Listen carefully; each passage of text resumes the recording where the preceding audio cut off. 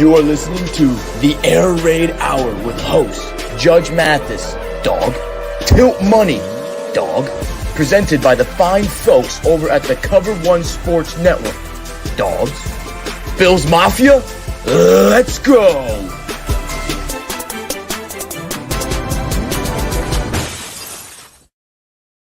Welcome in, ladies and gentlemen, to the Air Raid Hour. My name is Steve Mathis. You can find me on Twitter at Judge Mathis.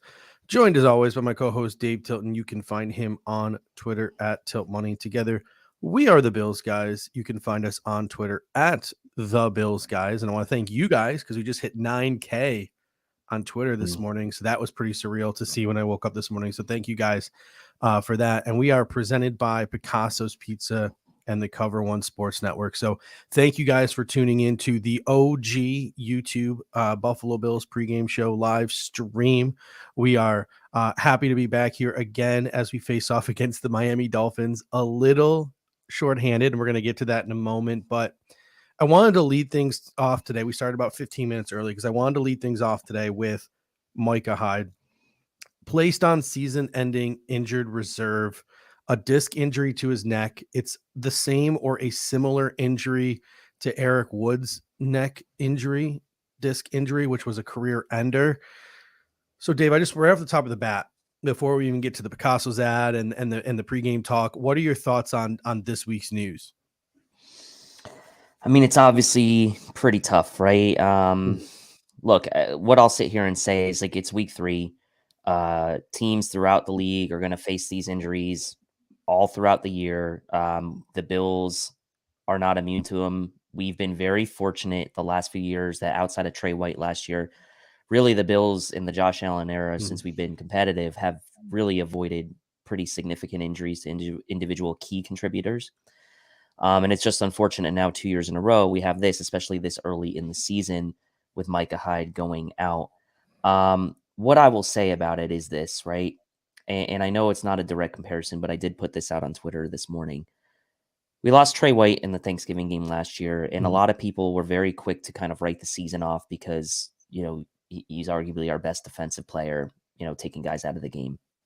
The Bills have been very good about limiting big plays, and that kind of, you know, ends with Micah Hyde there at the back end. And so to lose him, this philosophy or mantra around stopping the big plays and kind of keeping things contained is really going to be tested for this Bills team now pretty much for a majority of this season. But what I will say is it's not that the Bills can't overcome this, right? The Bills made it to that AFC divisional game against the Chiefs last year, 13 seconds away, obviously, from making it to the AFC Championship game. And they can overcome this as well. It's going to be tough. It's a huge loss. You can't replace Micah Hyde. Jaquan Johnson's ready for this opportunity, I'm sure.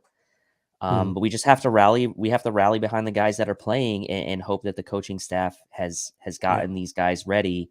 And there's a reason Jaquan Johnson's been around on this team for 4 years now. So prayers out to Micah Hyde, hoping him full recovery. At this point, like, we don't know what his football future is, but I know he will be there in the locker room with the team, kind of shedding his wisdom in other ways. And it's just another hurdle for the Bills to overcome. Does this change their odds of winning the Super Bowl? Maybe marginally, but other teams are going to face injuries throughout the year as well. So we'll see what it means today, especially, and going forward, but tough news to swallow for sure.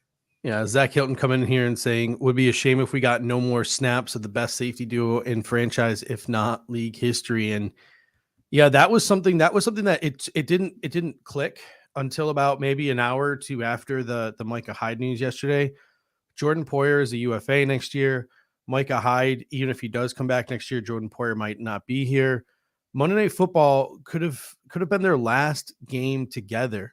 You know, I think that quote from Andy Bernard in The Office is like, I posted it on Twitter yesterday. It's very kind apt. of very like apt to the situations. Like, I wish someone told me, you know, we were in the good old days when we were in the good old days, because I could have appreciated it more, because life comes at you fast. And with the snap of a finger, something that has been literally a staple of every Sunday for the Buffalo Bills, Micah Hyde and Jordan Poyer, that could all be gone. And we might never actually see that duo together again. So What are your thoughts on the fact that we might not ever see these two get to play together again? These two best friends, the mind readers, the guys who essentially brought this team out of the abyss and helped us break this playoff drought and get onto this role that we're on. Yeah, I mean, these guys did bring this team out of the abyss. Micah Hyde was really the Mhm. first splashy free agent signing, if you will, under Sean McDermott, right? They brought him over from Green Bay, a guy who had experience but never really carved a true starting Yeah. rollout in a specific position. And they gave him $25 million, if I'm not mistaken, back then. That was a big deal. It was the first big signing the Bills made, and then obviously they Mhm. took it to Jordan Poyer, and look what they've become. Um, it would be a shame if this was the last we knew they were playing, because they're not really going out on their own terms, right? And that's the thing Yeah. that sucks, because sure, you could have played this season out and they played together the whole year. Maybe the Bills win the Super Bowl and Jordan Poyer, maybe Mhm. he doesn't get another contract, but he rides off into the sunset as a champion and playing the whole season with Micah Hyde. That's a great story. For them to not possibly go out on their own terms is really unfortunate. But at the end of the day, while it's sooner than we maybe wanted it to happen, we were going to have to come to grips that this was going to be probably happening Mhm. sooner rather than later, if you will, maybe the next year or so, because of the age and the Jordan Poyer contract situation. But it's almost like feels like an end of an era, right? And we have to see we've had these guys that have been so Mhm. steady, never had to worry about them coming off the field, really never had to worry about anyone playing in their place because they were always healthy and on the field. So that's the part that stings the most to me, Mhm. is that they're possibly not going out on their own terms together. And it's going to leave a big hole in this Yeah. defense, no doubt. Cody Clemens says, wrong. This might change the chances for the Poyer focused contract talks with the Bills. I think that's a huge possibility. In a couple of minutes here, I want to talk about maybe where the Bills go in the future at the safety position before we kick into our full pregame. And that's a weak safety class is going to be one of the things that I mentioned when we get to that.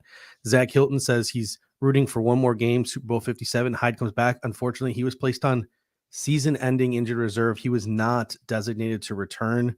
This is a 6-month injury. It's the assumption is that Micah Hyde, I'm not sure if you can designate to return after the fact, but I'm 99.9% certain his season is over. This is like a 6-month recovery time minimum.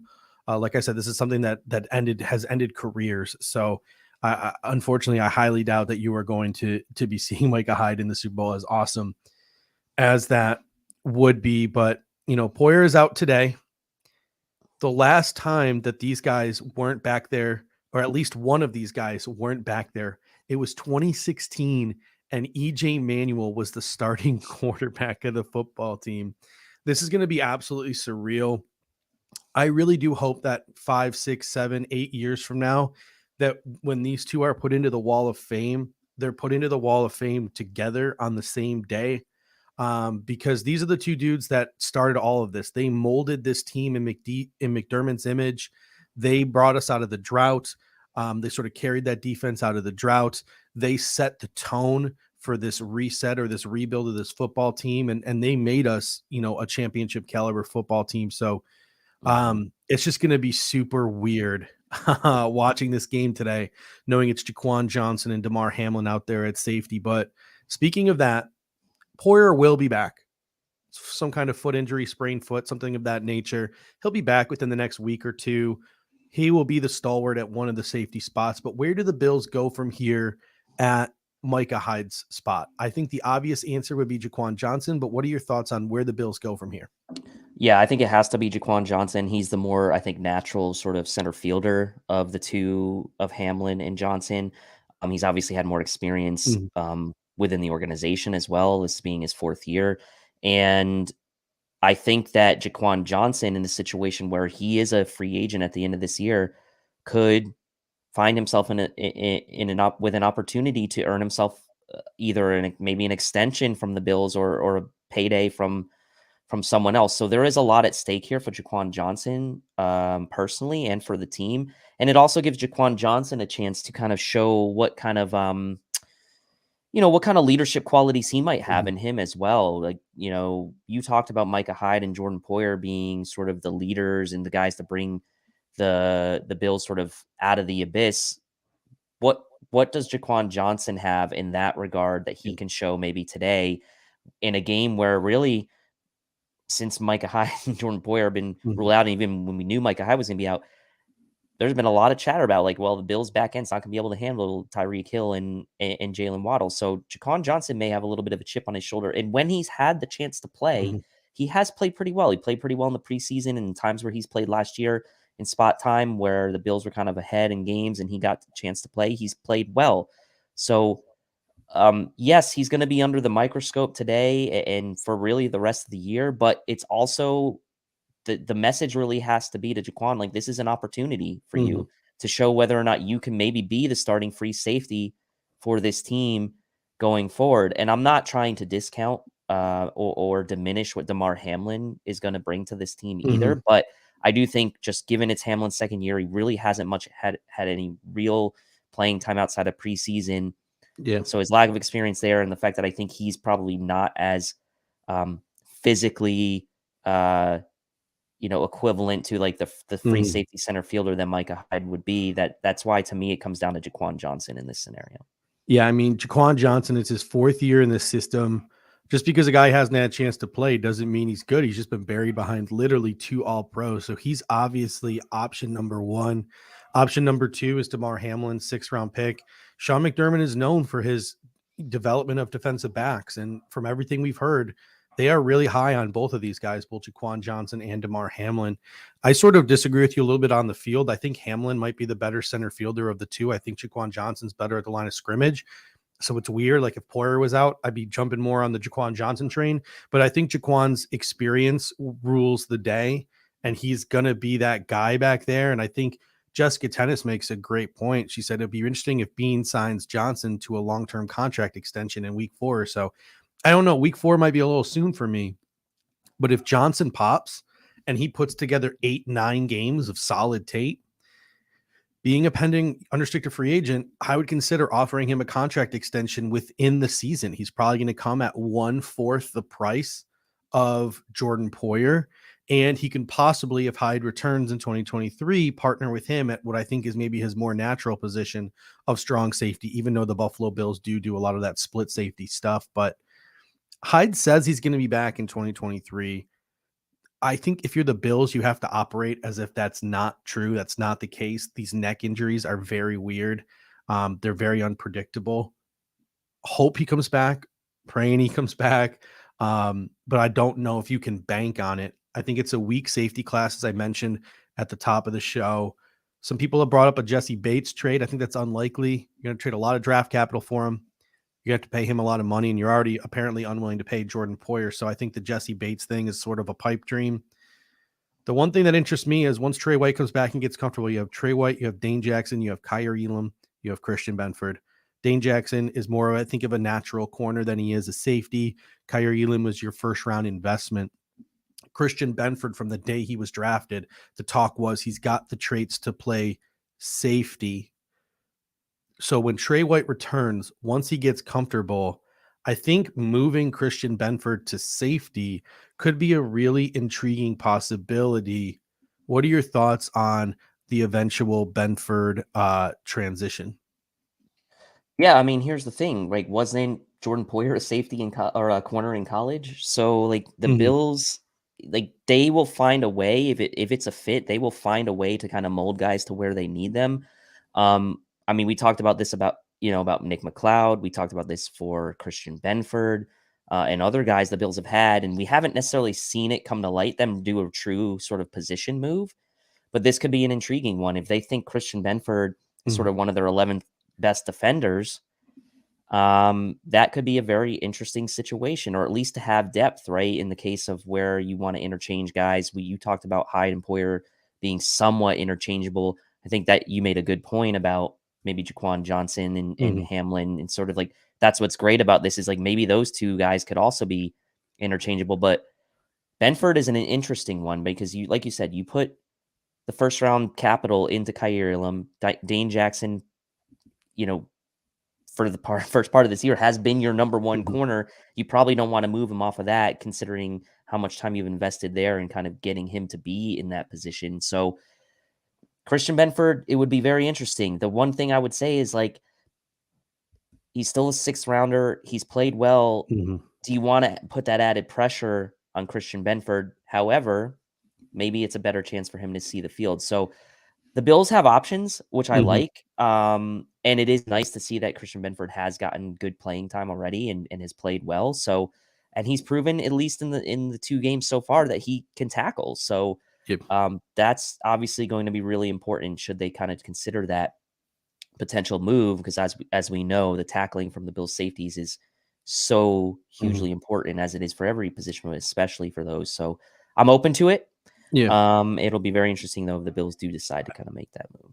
I think you hit the nail on the head there at the end. It's kind of tough when he's playing so well at such a premium position to Yep. move him. But when Trey White comes back, you have a first round pick in Kyrie Elam, you have Dane Jackson. Like, it's going to get crowded. And some of these guys, you got to get your best players on the field. That might be a way for them to do so.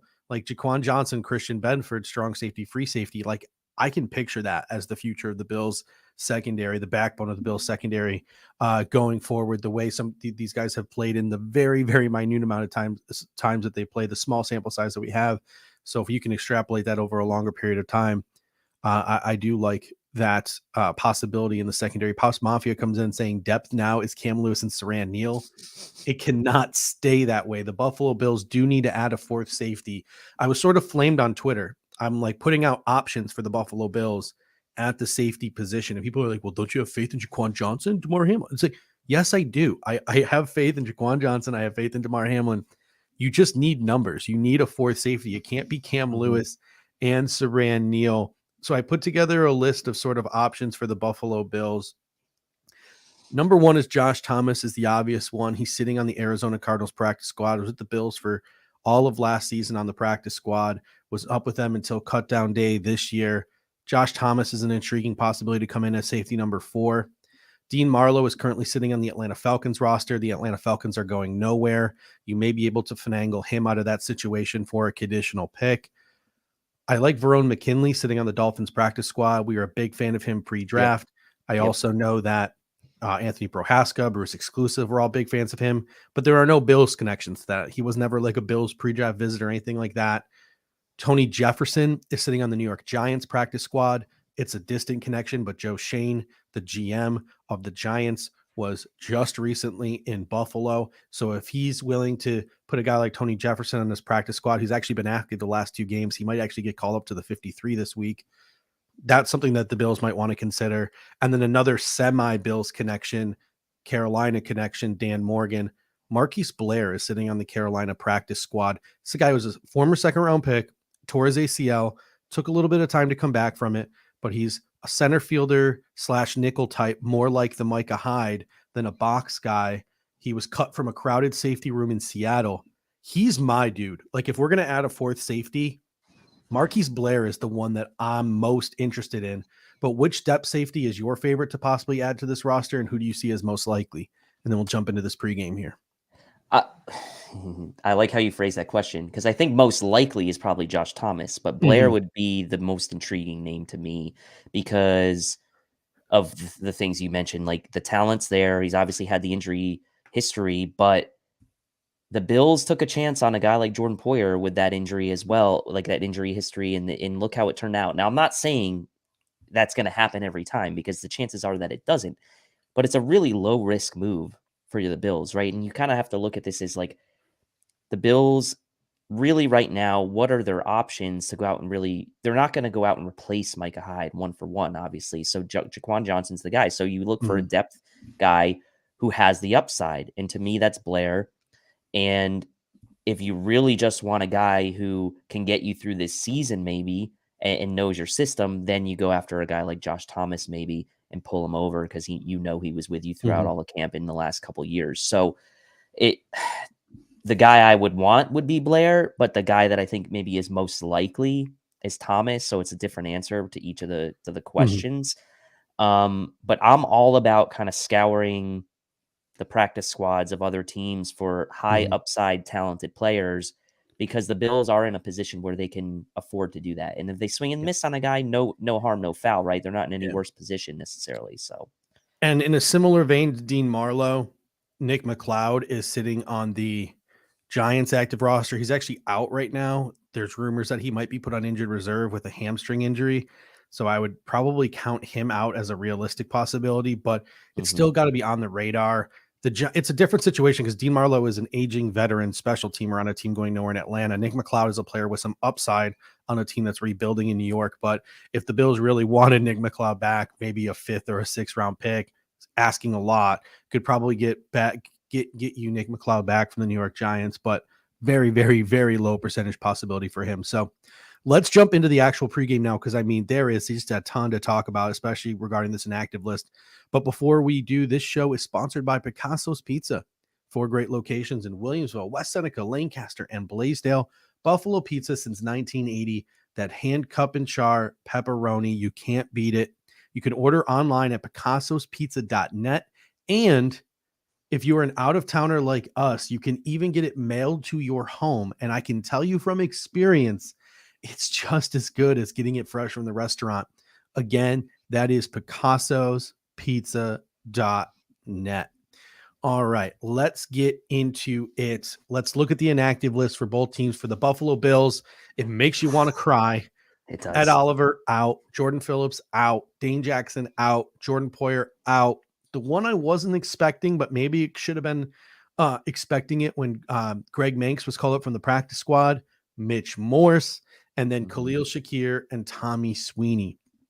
For the Dolphins, Myles Gaskin, Eric Izukama, Skylar Thompson, Seathan Carter, who's injured, Hunter Long, who's injured. I think it pains Mike McDaniel a little bit to have all these tight ends hurt. I think he'd like some more traditional tight ends coming from that 49ers type of system, but he doesn't have those right now. And then the big one for Miami, Raekwon Davis. So that maybe helps a little bit with Mitch Morse out, but they still have Zach Sealer. They still have Christian Wilkins. They still have John Jenkins. They still have some dudes on that defensive line. But before we get into the specifics, is it weird? And Zbot from Buffalo Fanatics made this comment yesterday, and I sort of agree with him. It's weird, and it's like sick and messed up to say. Does it feel kind of like refreshing just a little bit to be back into that scrappy underdog role, if that's what you could even call it, with Josh Allen 17 at quarterback? I mean, we talked about this before the very first game, right? There was the Super Bowl sort of aspirations for the Bills, people in the media anointing them, people in the media heaping praise upon Josh Allen and the team. And there wasn't a ton of bulletin board material, if you will. And not that this is bulletin board material, but the Bills have to feel like after what Tua did last week to the Ravens and having all these injuries and Miami being 2-0, that there is a little bit of a feeling that the Bills have maybe a little chip back on their shoulder with these injuries and kind of people having some lower expectations for them this week. A lot of chatter on Twitter, like if Miami can't beat the Bills this depleted, then that's bad. Like, so the Bills have a little bit of material to work with this week in the vein of, hey, like we're down. A lot of people maybe now are not expecting us to win this game.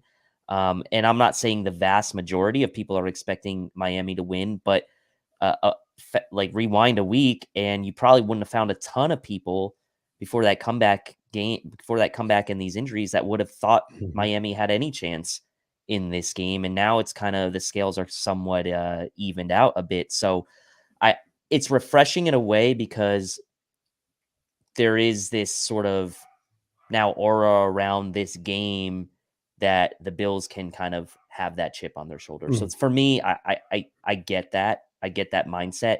Obviously, I'd still prefer it the other way, where all the guys were healthy and we weren't talking about it that way. But if it gives you a little bit of an edge, I'm all for it. That's fine. And I'm sure McDermott will take advantage of that. So let's start with the Buffalo Bills defense versus the Miami Dolphins offense, since that's where we're missing most of our players. On the edge, you still have Von Miller, Gregory Rousseau rotating in, AJ Epinesa, Boogie Basham, Shaq Lawson. On the interior, it's going to be Daquan Jones, Tim Settle. My guess is Tim Settle is probably going to be on the snap count to go along with Brandon Bryant and Prince Emili. What a great story Prince Emili is. We can get to that maybe later on in the show. Tremaine Edmonds, Matt Milano are going to be the ones roaming the middle of the football field at linebacker. And then in the secondary, it is the story of everyone right now.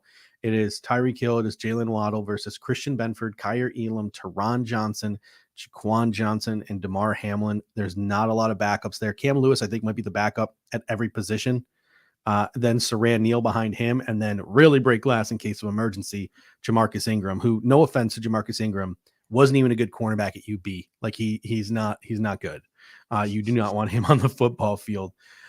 So they're going up against the Miami Dolphins offense. It's obviously Tua at quarterback. You got Chase Edmonds and Raheem Mostert, two exciting-ish running backs with some speed. Alec Ingold is their fullback. Mike McDaniel comes out of that San Francisco offensive philosophy, that Kyle Shanahan philosophy. He likes to utilize that fullback. They got a ton of speed in Hill and Waddle. They'll mix in Cedric Wilson since he's hurt. You'll probably see a little bit of Trent Sherfield in there as well. And then at tight end, it's Mike Gesicki and Dustin Smythe. I almost said Austin Smythe. But then you got Armstead, Eichenberg, Williams, Hunt, and Little along that offensive line. What is the key to stopping this Miami offense without essentially half of our defense?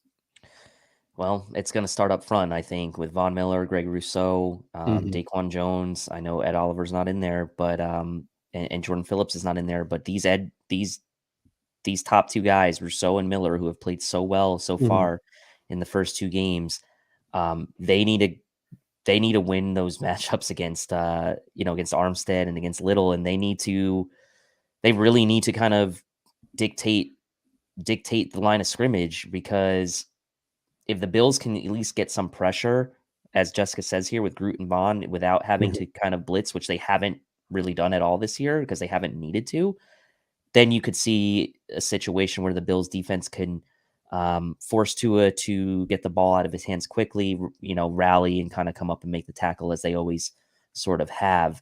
That's going to be key. Tua's only been sacked 4 times so far this year. He's getting the ball out quickly, and that offensive line has done a pretty good job protecting him so far this year. Now, they haven't gone against the likes of the Bills' defensive front, even under man, to this point. So that's going to be key. And then the other key to me is Taron Johnson doing his best to kind of stay with Tyreek Hill and at least sort of limit his damage after the catch. Tyreek Hill is going to get his, like he always does, but you have to limit the after the catch from Tyreek Hill. So Vaughn and Groot, big time, they're going to have a big time impact. And then the Bills really going to have to tackle well, especially Taron Johnson. So to me, those are the two overarching themes I would say from the defense today is you really need to be able to tackle, don't give them cheap yards, and you got to get pressure on Tua without blitzing, which they've been able to do in the first 2 weeks so far this year. Those are the two big things for me. Yeah, I mean, historically with Hyde and Poyer, the Buffalo Bills just don't let you beat them deep. That's just who the Bills are. You don't beat the Buffalo Bills by going over the top. You beat the Buffalo Bills by being able to run the football, gash in the run game, and work your way down the field, dinking and dunking. Miami's best shot, unless injuries unravel what the Buffalo Bills have historically done, which very well could happen, is to get yards after the catch on a lot of short stuff. So I agree with you. It starts up front. Von Miller, Greg Rousseau, they got to make Tua's life miserable. Vaughn, this is what we brought you here for. And it looked like wearing that ski mask today. He came in motivated, and he's ready to be an absolute killer. The Buffalo Bills have only blitzed 3 times all year. That needs to continue. They have the second lowest blitz rate in the NFL, 5.2% of their dropbacks, but they lead the league in sack percentage, are second in total sacks, and 8th in pressures. 55% of their plays this year have been in a 2-high shell. 76% of their plays have been a 4-man rush. 51% of their plays, they've shown a light box. They just need to get pressure with the front 4, and that starts with Miller and Groot. Tim Settle, Daquan Jones have to do it as well. AJ Epinesa, Boogie Basham got to step up in this game. And that allows everyone else to drop back into zone and to keep everything in front of them. And then when the field shortens at the 20-yard line in the red zone, you bend, but you don't break. The speed of Tyreek Hill and Jaylen Waddle, while they can still go sideline to sideline, is minimized when they can no longer take the top off the defense and they're in that red zone scoring area. So if you're the Buffalo Bills, to me, it's a bend but don't break kind of day. Forced turnovers, rattle to a type of day. Don't give him a lot of time to read, because he's showing really this year a propensity to really do things with his eyes and move guys with his eyes and do these different things that good quarterbacks do. He's showing it this year. Don't give him the time to do that. Don't give him time to get comfortable in the pocket, make his life miserable. That's how the Buffalo Bills are going to win this football game, because you look at the secondary. Kyrie Lynn, first career start. Christian Benford, third career start. Teron Johnson, 38th career start. All of a sudden, he's the veteran in that secondary. DeMar Hamlin, first career start. Jaquan Johnson, second career start. For Hamlin, it's year 2 in the system. For Jaquan, it's year 4. They've spent a lot. They've got a lot of reps together from this preseason, which is like the blessing in disguise, how often this crew played together. Sans Teron Johnson in the preseason. So how do you think they fare this week versus Jaylen Waddle and Tyreek Hill and that speed of the Miami Dolphins offense? I'm nervous. I'm not going to lie. I am nervous. But I also feel like maybe Johnson more so to an extent than Hamlin, has been waiting for this moment almost his entire career, right? He's been waiting for the moment to kind of prove to people that he can play. And now it's not going to be easy. It's not necessarily the game you wanted him to have to prove that he can play, but hey, if you're up for the challenge, this is the challenge you want, right? Against Tyreek Hill and Jaylen Waddle. So I don't think the Bills defense is all of a sudden going to crumble. I'm not going to sit here and say that. I don't think they're all of a sudden going to be this like awful defense, but I wouldn't expect like it's going to be hard for me to expect the dominating performances we've seen against the Miami Dolphins over the last, 6 to 8 games that we've seen, and that we're going to see that again today. It very well could happen, but I'm kind of tempering my expectations a bit. I think that there's a lot of pressure on Johnson and Hamlin, but I also think that the coaching staff, we've talked about this in the past, has shown the ability to probably coach up DBs more so than almost any other position on this roster. So they will be ready. They've had the tutelage under Hyde and Poyer for the years that they've had. So now it's going to be taking that sort of mental tutelage and executing on the field. So if you were going to put these guys in a position where you were going to hopefully feel confident in them to produce, like, okay, they've got Hyde and Poyer's tutelage. They've had time together in the preseason. Both Hamlin and Johnson have played together in the preseason, and they have to be ready to play and know that their guys up front are going to get pressure for them. And this isn't, fourth quarter mop up duty anymore. This is like real deal, like first quarter for like impactful minutes. So I am nervous. I would be lying if I said I wasn't a little nervous, but I also kind of feel like it's not going to maybe be as extreme as some people are thinking it could be. Yeah, I think that Sean McDermott and Leslie Frazier, even on a short week, they're going to have these guys ready, and they've all outside of the corners been in the system quite a while now. But at the end of the day, I still do think that their play is going to be dependent on the pressure from the front four, because the front four can't get to Tua. It could be a long day for these young DBs against guys like Tyreek Hill, Jaylen Waddle, Mike Gesicki. Speaking of Mike Gesicki, Miami's a big misdirection team. They want to get you moving one way and go another, make you work sideline to sideline. Between that, stopping the running game with Mostert and Edmonds from getting going, stopping Mike Gesicki over the middle, it's going to be a huge day for Tremaine Edmonds and Matt Milano. What are your thoughts on the role that these two have to play today with all of these injuries, and specifically with the offensive play caller that we're going up against in Mike McDaniel?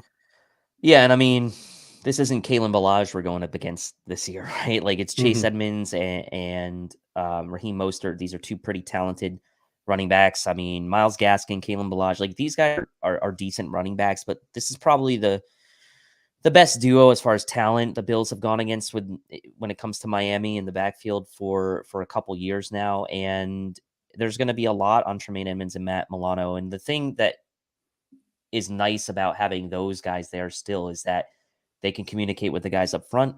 They can communicate with the guys behind them. So they will have their fingerprints on all levels of the defense. And obviously we know Tremaine's the play caller anyway, but in situations in the past, maybe where Poyer could do a little bit more extra in the back, and we're going to have to rely on guys like Tremaine and Matt to step up a bit more in that regard. So maybe you see Matt taking a little bit more of a vocal stance today, but I do like the fact that they're kind of in between there as far as the levels of the defense. They can talk up front, they can talk behind, and maybe give these guys a a little bit of a Mm-mm. calming effect, right?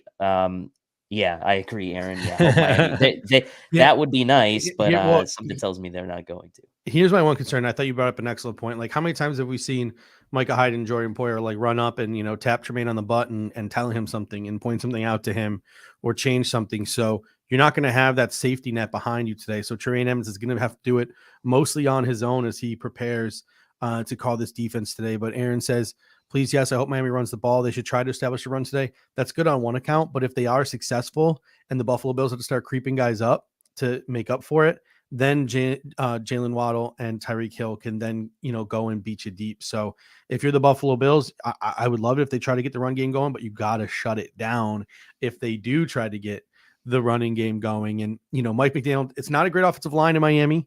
They don't have the tight ends I think he wants, mostly due to injuries to guys like Carter and Long, and the fact that I think Mike Gesicki is not long for Miami. He probably won't be there after this offseason because he just doesn't fit the mold of what Mike McDaniel is looking for in a tight end. So I think that's like contributed to their lack of ability to run the ball.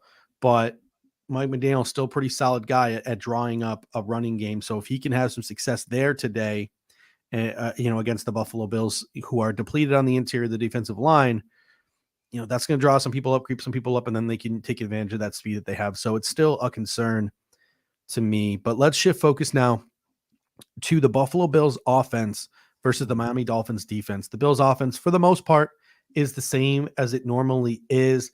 The biggest difference comes at center. Mitch Morse is inactive with that elbow injury he suffered last week. He finished the game, but is unable to go this week. We'll get into the discussion of who plays center, Ryan Bates or Greg Van Roten, in a moment. But looking over at the Dolphins defense, they're missing Raekwon Davis, but they're still pretty stout up front. Wilkins, Seiler, Jenkins on the interior, guys like Agba, Ingram, Jalen Phillips, and even Trey Flowers on the edge. Linebackers, I think, are weak in Landon Roberts and Duke Riley. Their secondary, I think, is good at safety in Jones and Holland. I like Eric Rowe sort of as their third safety / nickel as well. But Xavier Howard is playing hurt. Nick Needham has been gashed in the past. And then they got guys like Crossan and Kahoo. So they're a little shallow in the secondary. Josh Allen to Mike Girardi of NFL Network said the following: we can't let the Dolphins dictate what we do. We know they lead the league in pressure, so we have to block it up or get it out quick. What does that tell you, Dave, about the Buffalo Bills game plan today? I think you're going to see a lot of the same of what we've seen through the first 2 weeks. Is Josh getting the ball out quick for the most part. Miami's 26th in total DVOA. They're second to last in pass DVOA. Obviously, the Ravens got up huge on that first half last week, and they were gashing the Miami corners. I mean, yes, you mentioned they have a good, sort of line up front, but Lamar was getting the ball out pretty quickly and, running a little bit, and Josh can do the same. I think getting the ball out quickly is going to be an advantage to the Bills, and it's not something necessarily that they're uncomfortable with doing because they've shown that they've been willing to do that the first 2 weeks of the year. So I would expect some more of that. I would expect Stefon Diggs to have himself a day today. Xavier Howard, hurt or not, like he's shown that he can be matchup proof, and we get Gabe Davis back today, even though he may not be 100%. Dawson Knox is playing. Like, so you said the offense is pretty much there, right? The biggest thing is going to be just making sure that offensive line can kind of hold up.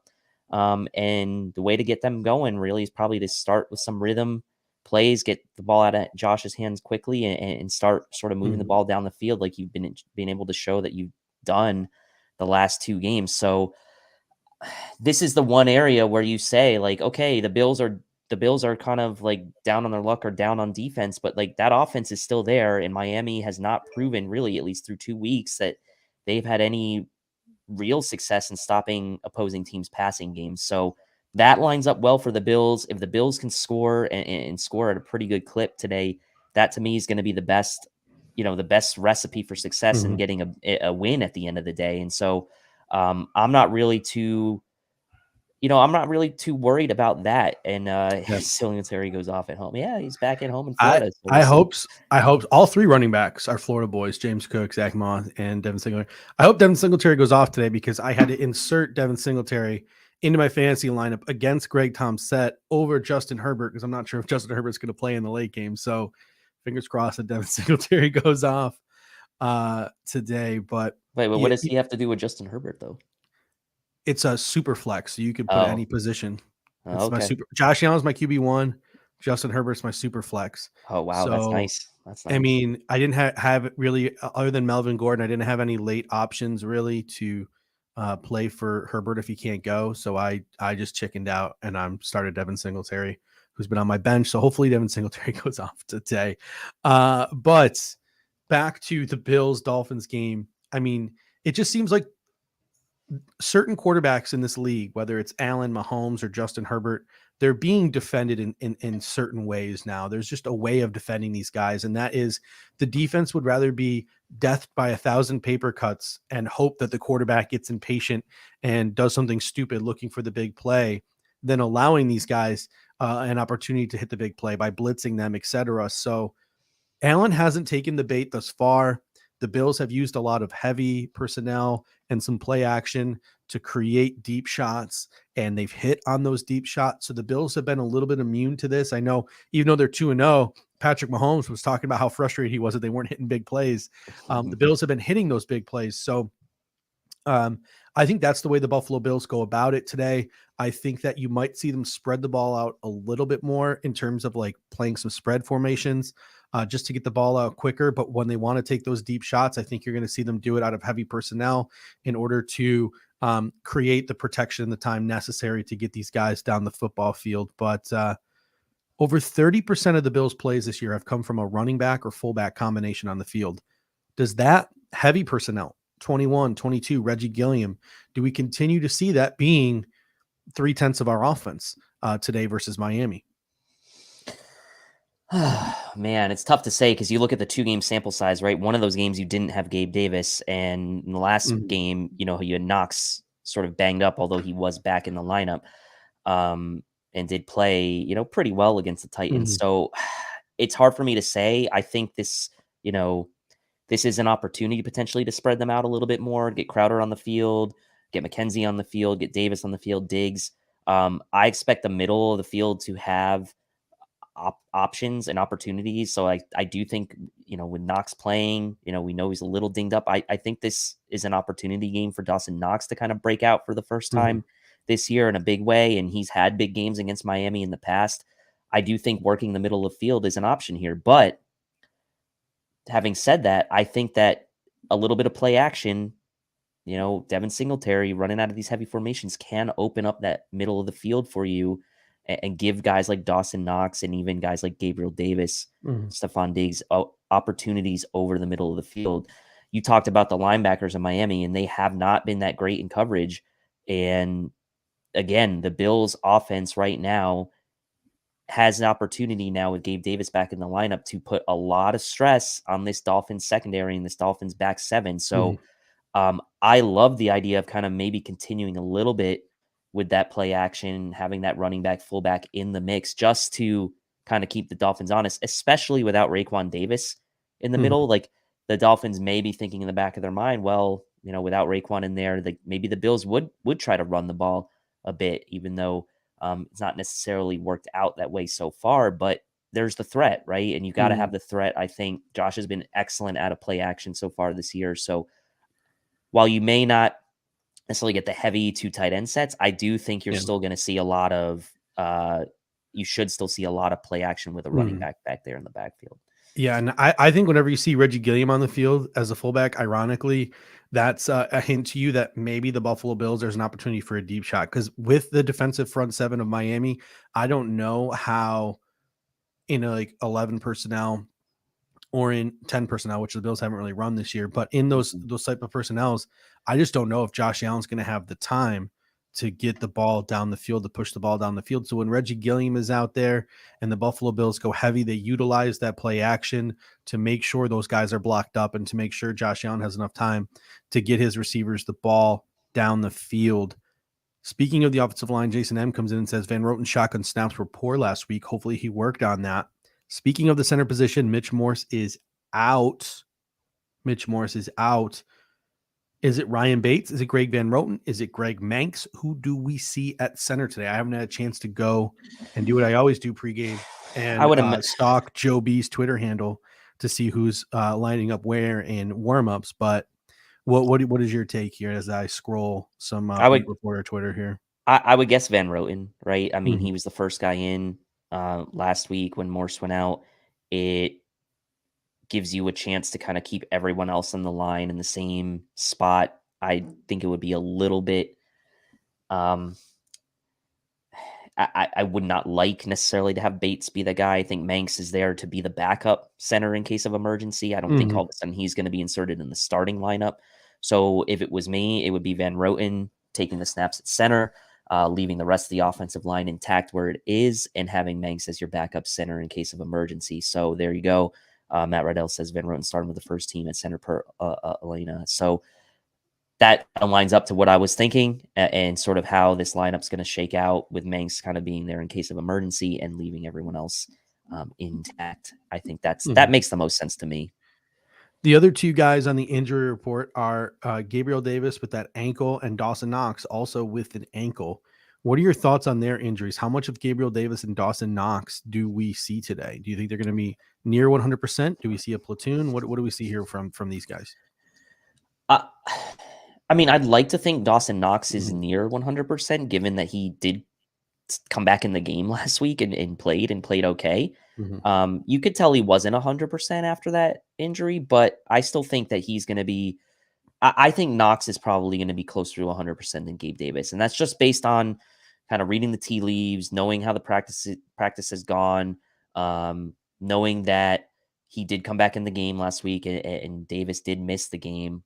I'm not saying Davis is going to be like a decoy or anything. I think he will contribute, but I still think having both of those guys in, giving the rash of injuries we have on the defense, at least having the threat of both of them to go on top of the rest of the offense between Diggs and McKenzie and others, like it's going to help, right? And I do think Dawson Knox will contribute today. I am expecting him to, be that grinder today, be that tough sort of presence on the offense today, and I think he will make a few tough catches today that will leave some people impressed. So, while not at 100%. Mhm.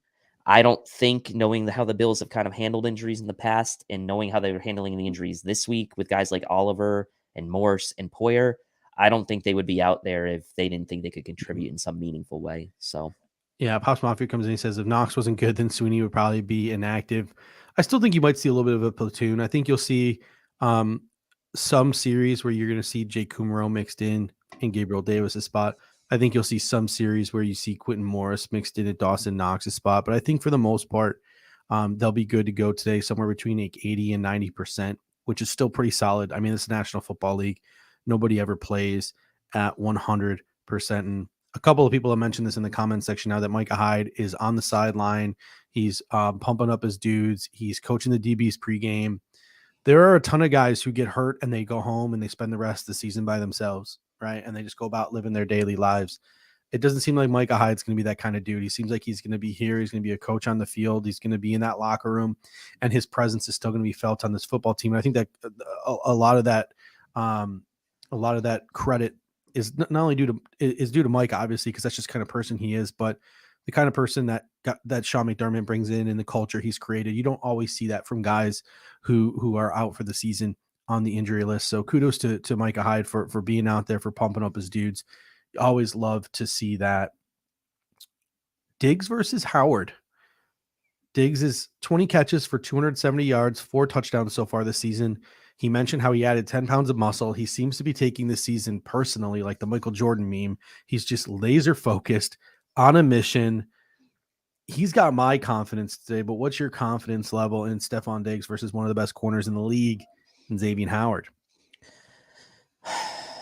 I mean, don't take this the wrong way, everyone in the comment section, but like he might be the guy I'm the most confident about on the team, and that includes Josh Allen. Like they're right up there, right? It's both of them. Mhm. But like, how can you not watch Stefon Diggs and not just have the most supreme, utmost confidence in that guy week after week? I mean, torch Jalen Ramsey, had his way, absolute way against Titans last week, just exploded. And like you said, he's on a mission. We talked about his sort of temperament last week, his toughness, his ability, his awareness to kind of not take those shots. Howard hasn't looked like himself this year so far. So He's hurt. Jason, He's been he is questionable every hurt. week.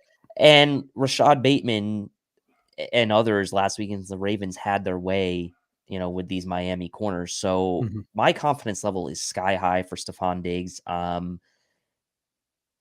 There's just no one else on the field like him. There's no one. There's no one else in this game like him at wide receiver. And if you can look on the other side of the field and see Tyreek Hill and see Jaylen Waddle, and Tyreek Hill can do some things that Stefon Diggs can't. But to me, Stefon Diggs is the most, if not the most complete receiver in the NFL right now. So how do you not just have like level 10 out of 10 confidence in him?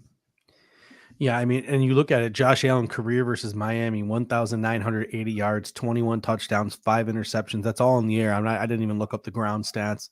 A 7-1 record versus the Miami Dolphins. Josh Allen, Stefon Diggs. People are like, well, the Bills got all these injuries on defense. The Bills got all these. You have Josh Allen and you have Stefon Diggs. And when you have Josh Allen, you have Stefon Diggs, and they're healthy, you have a shot every week. So to me, that is why when we get to prediction time, I'm picking the Buffalo Bills to win this football game, and I will always pick the Buffalo Bills to win any football game, despite the opponent. Is it always going to come true? Are we always going to win? No, but I will pick them every single time if Josh Allen and Stefon Diggs are in the starting lineup, and they are both in the starting lineup at 100% good to go today. So that leads us to like the last thing on offense here. How does the running game get sorted out? Do we still see a continued rotation between all three of these Miami boys, Zach Moss, Devin Singletary, and James Cook? Or does a lead dog finally separate himself from the pack? Do the Bills allow it? I think it'll be the Devin Singletary show today. And to your happiness for your super flex position, it'll be Devin Singletary's show today. I do think you'll see some Zach Moss mixed in. So don't get me, I don't think it's going to be 100% Devin Singletary, but I do think he's also had some pretty decent games against Miami in the past. And I think that the Bills, like it's obvious he's the best running back on the team right now. Does that mean that James Cook and Zach Moss can't contribute or won't sort of elevate their play at some point this season? And could it be this week? Maybe. But I think at least going in this game, you'd have to be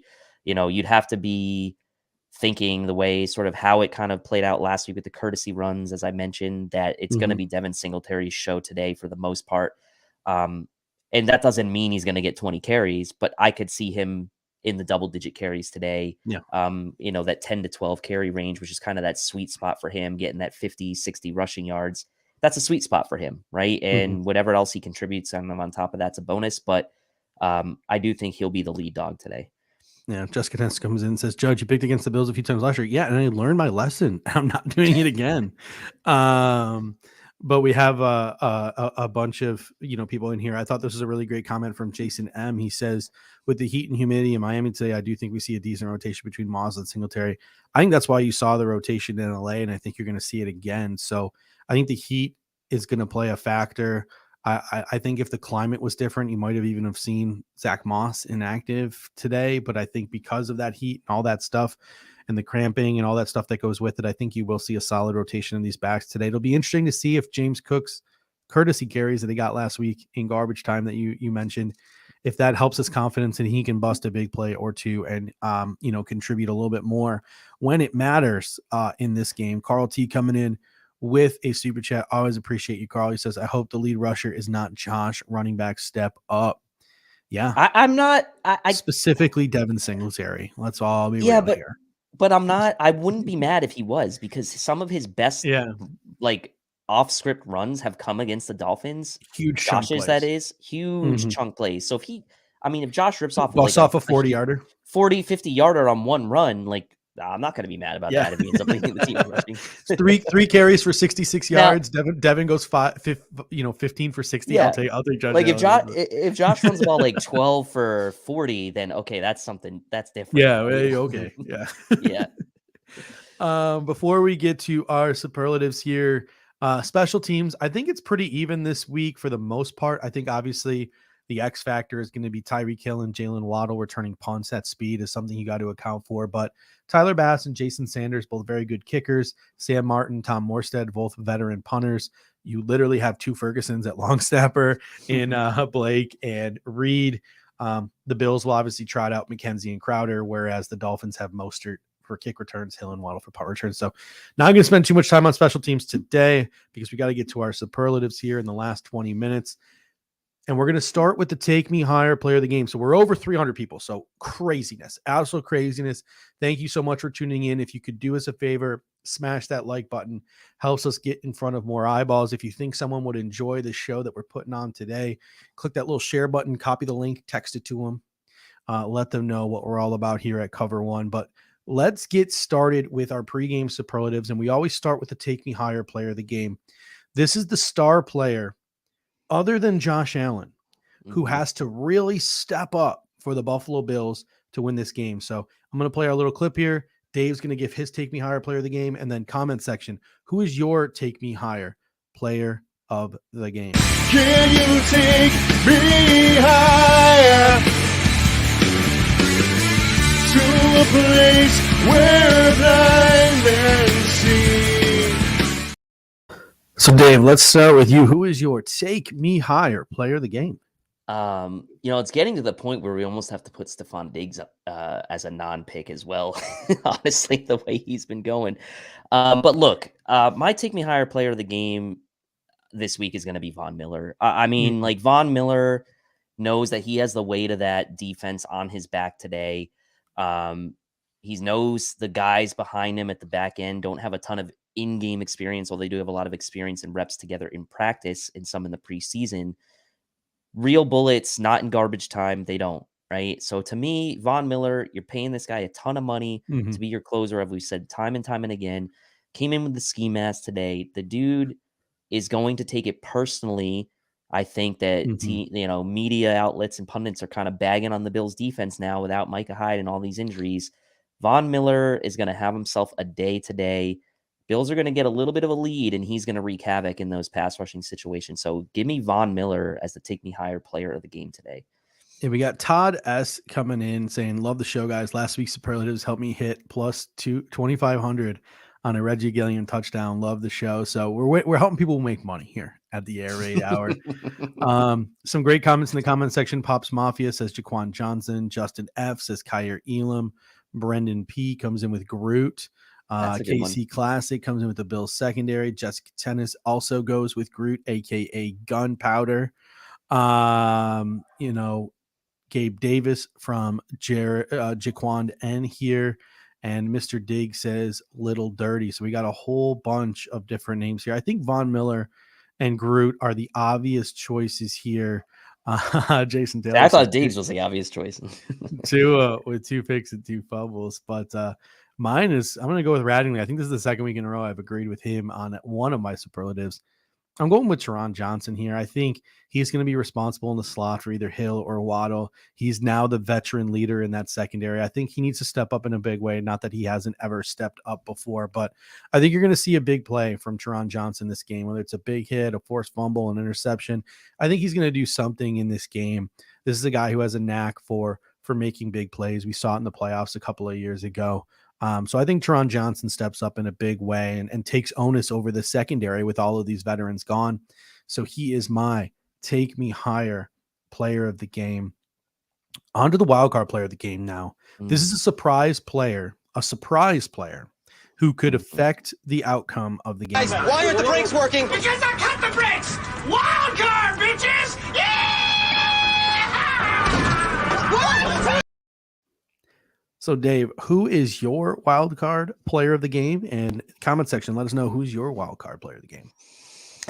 Yeah, I think wild card player of the game for me today is going to be Isaiah McKenzie. And I know some people had him as a Take Me Higher player of the game, but his volume, his volume hasn't been super high yet this year. He did have the touchdown, obviously, week 1, but he hasn't had a ton of volume. But I think today that maybe changes a little bit. We mentioned the middle of the field potentially having some openings for the Bills to take advantage. I do like Dawson Knox as well, but again, he's not 100%. Gabe Davis not 100%. I love Isaiah McKenzie maybe working his way across the middle of the field in certain situations, and them kind of, the Bills kind of showing like, hey, like we have a guy too that can do some of the same things that some of your players can do, and I think from a volume standpoint today, maybe Isaiah McKenzie makes a bigger impact than what he has to date, and maybe gets in the end zone as well on a little jet sweep action, a little trickeration. Maybe Isaiah McKenzie gets involved in the trick play as well today. So I like Isaiah McKenzie as a wild card. Got a bunch coming in. Pops Mafia says Cam Lewis. Renaissance Man says Shaq Lawson. Jessica Tennis says Quentin Morris, 2-touchdown day. I don't even know how to pronounce this name, but X comes in with Teron Johnson. Brendan P says Milano with his coverage ability. Reed comes in, OG Bills guy with us since like we were on Anchor. Coming in, he says, give me the Hamlin interception. A couple more Teron Johnsons coming in, Christian Benford, and a Jake Kumaro. So Boogie is another one that came in late as well. And this might be cheating because he just got this big old contract, but he has been quiet for the first 2 weeks, so I feel comfortable in doing it. I'm going along the same vein as Jessica Tennis, but I'm not picking 2 touchdowns for Quentin Morris. I'm picking 2-touchdown day for Dawson Knox. I think he is due for a breakout game. He was a touchdown machine last year. I think Dawson Knox finally gets a little bit more involved in the offense today, and he scores 2 tutties. All right, on to the respect you player of the game. This is an opposing player the Bills need to respect in order to win this football game. I pure, straight hate you.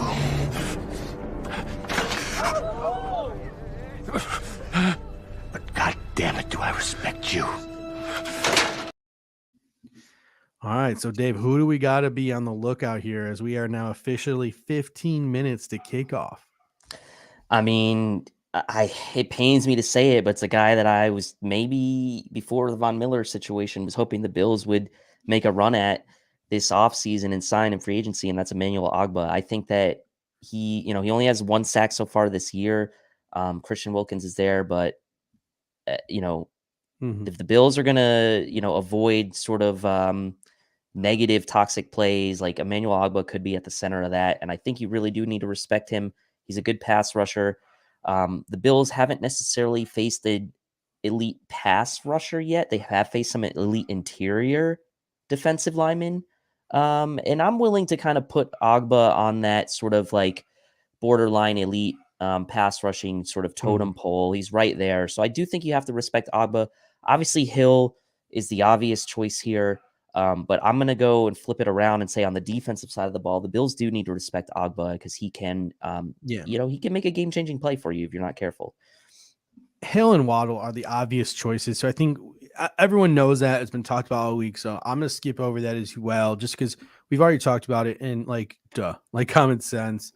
I'm going to go on the defensive side of the ball as well, but I'm going to go in their secondary. I think Javon Holland, a guy when we drafted Groot, I said was in play for the Buffalo Bills with the 30th pick, and I was widely laughed at by a lot of people on this site when I said Javon Holland was worthy of being a first-round pick. He was taken early in the second round, and he has lived up to that hype. He is a playmaker in that secondary. He is somebody that Josh Allen is going to need to be aware of at all times. If Miami can get that pressure, a guy like Javon Holland can take advantage. You need to be aware of Javon Holland at all times. But a bunch of people coming in, Mostert, Gesicki, the Hill, Waddle, the speed, etc. Those are all obviously things the Buffalo Bills have to account for as well. All right, we're going to speed through these last 2 because I got to get to make sure my Sunday ticket is functioning. Someone came in and said, hey, Sunday ticket is actually working so far. It better keep working because I will lose my damn mind. Last year I had a panic attack when we lost the Dolphins game for a while because of that electricity. I have no idea why they kept playing the game, despite the fact that only the people in the stadium could watch it. We had the Texans problem last year. I don't know why. It just always seems to happen to the Buffalo Bills, but we better get this game from start to finish or I'm going to lose my mind. Let's go with our hot takes today. Hit us up with your hottest take in the comment section. Oh my God! We're having a fire sale. Oh, the burning! It burns me. Evacuate all the school children. Oh, me. This isn't a fever. Sing, Gray. Can't even see where the knob is. All right. So Dave, what is your hottest take heading into this game? I don't know if you guys saw last week, but Miami came back and beat the Ravens. And something that kind of got overlooked a little bit at the end of that game, because Miami did come back and win, was the fact that Mr. Lamar Jackson had over 100 rushing yards from the quarterback position. So my hot take for today's game, knowing Josh's history against the Dolphins and knowing he's had some of his biggest off-script plays against the Dolphins, is that Josh Allen has over 100 rushing yards today against the Dolphins, and he will lead the team in rushing. Not saying he's going to have the most attempts, just saying he will lead the team in rushing, and he will have over 100 yards after Lamar torched the Dolphins as well last week for over 100 on the ground. So my hot take is Josh Allen over 100 rushing yards today. Again, we're speeding through this, so apologies, but the two major themes of the comment section is the Bills don't punt, and some of these young guns in the secondary pick off Tua a ton. So I love those hot takes. My hot take is this: Tua needs 261 yards to be the quickest quarterback ever to 1,000 to start a season. No quarterback's ever done it through 3 games. My hot take is he doesn't get 261 passing yards today. He does not set that record. Dolphins will not have that thing to brag about. And I know me and you were talking post game just about how insufferable Dolphins fans are. And it's not because I'm just going to say it. It's because like they're just annoying. They have like the IQ other than Kevin, who, you know, we all love. We love Kevin. The smart. Other than Kevin, it seems like every Dolphins fan has the IQ of an actual Dolphin, like literally a 3rd grader. They are just stupid. They're annoying. They make no sense. They have no data to support their evidence. They lack a football IQ that's necessary to be an intelligent sports fan. I really just do not like Dolphins fans because, like everyone who lives on Miami Beach, those are the most superficial people and the most superficial fan base I have seen in quite a while. I got a lot of respect for Patriots fans. I got a lot of respect for Jets fans and Chiefs fans, etc., outside of the typical trolls. Why? Because they actually know what they're effing talking about. Most Dolphins fans do not. They're super annoying. So let's get to the game predictions so we can predict the Buffalo Bills to beat the Miami Dolphins. We're sending you back to the future. Back to the future! Back to the future! Back to the future! Back to the future! Back to the future! All right, let's get it going. Give us your game predictions in the comment section. We'll throw them in a second. But Dave, paint a picture for us. How's taking a look when all is said and done? Yeah, so kind of just building up from some of my takes going into this, my superlatives going into this, expecting Von Miller to have a big day, expecting Josh Allen to have a big day on the ground himself. I think the Bills get out to a lead, although it's not a big lead, and it's a bit of a back-and-forth contest. Von Miller ultimately makes a big play towards the end of the game, big negative play sack, and Josh also at some point makes a very critical rush play for a first down or a score to really just either put a dagger in the Dolphins or put a score on the board. So I do think that, with that said, I do think it'll be closer than Dolphins games of past, just because of the injuries on the defense. And knowing that the Dolphins have Hill and Waddle there as well. But I do like the Bills to come out on top in the end. Bills 31, Miami 27. The Bills win this one despite the injuries.